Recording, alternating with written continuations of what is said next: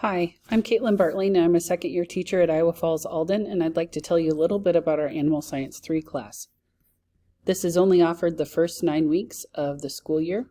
This year, Animal Science 3 achievements included disease identification, biosecurity, learning how to take and record vital signs. We also did a unit on reproduction, castration, artificial insemination, and swine delivery. We also worked on body terminology and vocabulary for vet medicine.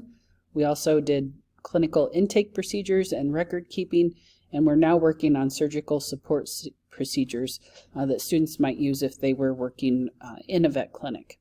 We hope that we have time to do nutrition, but we may not have time with this 9 weeks, but in future sessions we would also include nutrition in our coursework. I hope that if you have any questions about Animal Science 3 or what we're doing in the Ag program, you'll feel free to contact me either by phone or by email through the school district website. Thanks so very much.